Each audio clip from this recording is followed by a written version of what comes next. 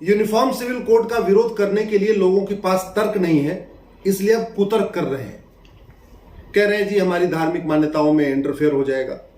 अरे भैया, ये यूनिफॉर्म सिविल कोड है, ये यूनिफॉर्म रिलीजियस कोड नहीं है। जब ये रिलीजियस कोड नहीं है तो धार्मिक मामलों में इंटरफेयर कैसे हो जाएगा? और पहली बात ये संविधान धार्मिक स्वतंत्रता देता है, अधर्म की स्वतंत्रता नहीं देता।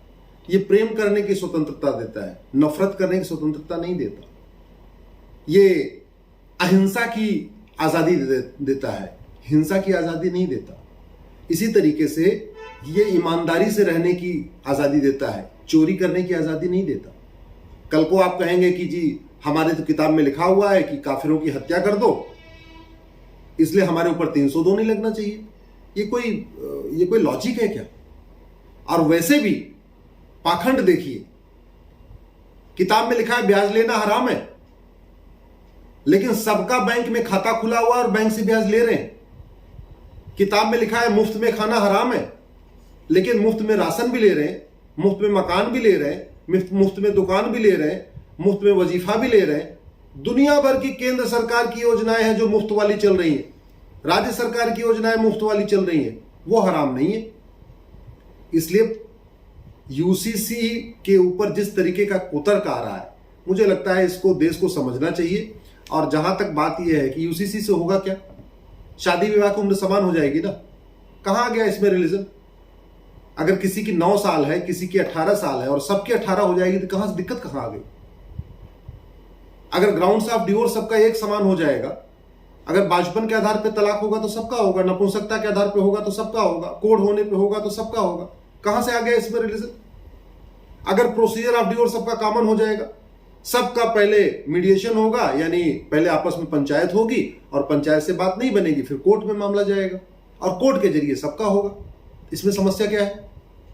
कोई जरूरी है कि व्हाट्सएप पे तलाक हो, ईमेल पे जरिए हो, कुरियर पे हो? भाई तलाके हसन, तलाके एहसन, तलाके बाइन, तलाके किनाया आज भी चल रहा है। ट्रिपल तलाक खत्म होने के बाद 4 तरीके के तलाक चल रहे हैं और ये चारों व्हाट्सएप से होते हैं, ईमेल से होते हैं, कुरियर से होते हैं, रजिस्टर्ड कोर्ट से होते हैं। तो संविधान इसकी इजाजत नहीं देता। गुजारा भत्ता गुजर बसर करने के लिए मिलता है कि भाई ठीक है, अगर शादी टूट गई तो कम से कम जो लड़की है या अपने मान लो उसको बच्चा भी है तो वो आराम से गुजर बसर कर सके। तो गुजारा भत्ता सबको मिलेगा, तो इसमें मजहब कहां से आ गया? हिंदू, जैन, बौद्ध, सिख को गुजारा भत्ता मिलता है, वहां तो कोई नहीं कह रहा जी हमारा धर्म खतरे में है। अगर मुस्लिम बेटियों को गुजारा भत्ता मिल जाएगा तो इससे मजहब कहां से खतरे में आ जाएगा? इसी तरीके से अगर गोद लेने का अधिकार मुस्लिम बेटियों को मिल जाएगा, कहां से इसमें रिलीजन खतरे में आ गया? अगर कोई कमी है, चाहे वो पति में कोई कमी है या पत्नी में कोई कमी है, किसी भी कारण से अगर बच्चा नहीं होता तो दूसरी शादी क्यों करना? सौतन क्यों लाना है घर में? अरे बच्चा गोद ले लो। भारत में इतने गरीब बच्चे हैं, इतने अनाथ बच्चे हैं, उनको भी माता पिता की जरूरत है, बच्चा गोद ले लो, क्या दिक्कत है इसमें? अगर विरासत का एक समान अधिकार हमारी मुस्लिम बेटियों को मिल जाएगा तो मजहब कहां से खतरे में आ जाएगा? वसीयत का एक समान अधिकार हमारी मुस्लिम बेटियों को मिल जाएगा जैसा हिंदू बेटियों को है, कहां से इसमें रिलीजन खतरे में आ जाएगा? अगर एक पति एक पत्नी का नियम पूरे देश में लागू हो जाएगा, मुस्लिम बेटियों पे भी लागू हो जाएगा, कहां से इसमें रिलीजन खतरे में आ गया? अगर हम दो हमारे दो लागू हो गया सबके लिए तो अच्छी बात है ना। जो बेटियों की तबीयत खराब हो जा रही है, स्वास्थ्य खराब हो जा रहा है, 10 बच्चे, 12 बच्चे, 15 बच्चे, अरे हम दो हमारे दो लागू होगा, छोटा परिवार, सुखी परिवार, सबका स्वास्थ्य अच्छा रहेगा, परिवार खुशहाल रहेगा, कमाई कम भी होगी तो भी बढ़िया परिवार चलेगा। हा? इसमें दिक्कत कहां से है?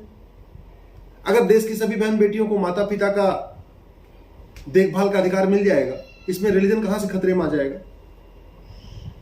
मुझे लगता है कि इस समय जो पाखंड हो रहा है यूनिफॉर्म सिविल कोड का विरोध करने के नाम पे, और खास तौर पे उन सांसदों और विधायकों के द्वारा जिन्होंने संविधान की शपथ लिया है और शपथ लेते समय यह कहा है कि मैं संविधान को अक्षरशः पालन करूंगा, संविधान में लिखी हुई एक एक बात को मैं मानूंगा, संविधान में लिखी हुई एक एक बात के जो जितने आर्टिकल्स हैं उसी की अकॉर्डिंग मैं बिहेवियर करूंगा, संविधान में प्रियम्बल में जो गोल्डन गोल है equality, justice, liberty, fraternity, unity, integrity, उसी के अनुसार मैं व्यवहार करूंगा।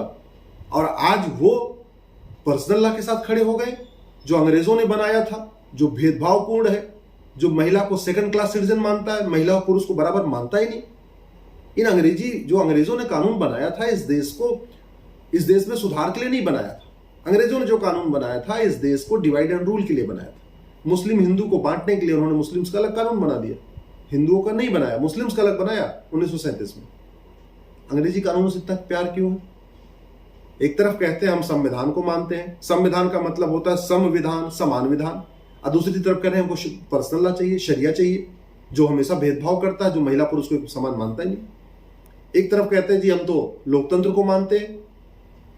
अब लोकतंत्र को मानते हैं और लॉ कमीशन सबसे सजेशन मांग रहा है, तो वहां अपना ओपिनियन देने नहीं जा रहे। लोकतंत्र में सब ओपिनियन से काम होता है ना, सबकी ओपिनियन होती है, उसके बाद बहुमत के आधार पर निर्णय होता है। और वैसे भी जो बात संविधान में लिख दी गई, एक बार संविधान में नया अमेंडमेंट हो तो बात समझ में आती है, भैया ठीक है, अलग अलग राय हो सकती है। संविधान में कुछ नया जोड़ा जा रहा हो तो भी समझ में आता है कि भाई ठीक है, सबकी अलग अलग ओपिनियन है। यहां तो अंग्रेजों के द्वारा बनाए गए कानून को खत्म करना है और संविधान में लिखी हुई बात को लागू करना है। इसका इस तरीके से विरोध, और विरोध करने के नाम पे बहाने भी कैसे कैसे, गजब गजब बहाने। कह रहे जी हमारा पर्सनल लॉ हमें इंटरफेयर नहीं है। अगर पर्सनल लॉ में इंटरफेयर नहीं है तो चोरी करने पे हाथ कटवाना है क्या? रेप करने पे लिंग कटवाना है क्या? मर्डर करने पे गला कटवाना है? नहीं, वो नहीं चाहिए। मर्डर करने पे गला नहीं कटवाना है, हमको तो बाकायदा आईपीसी चाहिए और बाकायदा गवाहों के बयान भी होना चाहिए और आजीवन कारावास चाहिए, फांसी नहीं चाहिए। चोरी करने पे हाथ नहीं कटवाना, फिर केवल 3 साल सजा चाहिए। तो ये पाखंड है, जरा पाखंड देखिए किस तरीके का पाखंड चल रहा है। इंडियन टैक्स कोड अच्छा है जहां ब्याज मिल रहा है, इंडियन बैंकिंग कोड अच्छा है कि बैंक में खाता भी खोले और पैसा रखूं तो ब्याज भी मिले, जबकि ब्याज हराम है। और सभी मंत्रालयों का लाभ चाहिए, वित्त मंत्रालय से भी लाभ चाहिए, कृषि मंत्रालय से भी हर महीने जो 3-3 महीने तो किसान सम्मान निधि आ रही वो भी चाहिए, बेरोजगारी भत्ता भी चाहिए, खाद्य मंत्रालय से मुफ्त में राशन भी चाहिए, शहरी विकास मंत्रालय से मुफ्त में मकान भी चाहिए।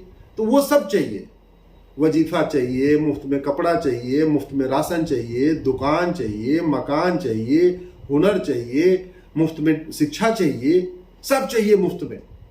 वहां पे नहीं कहेंगे नहीं नहीं हमारा ये रिलीजन कहता नहीं, ये नहीं, हमें नहीं चाहिए, ये हराम है।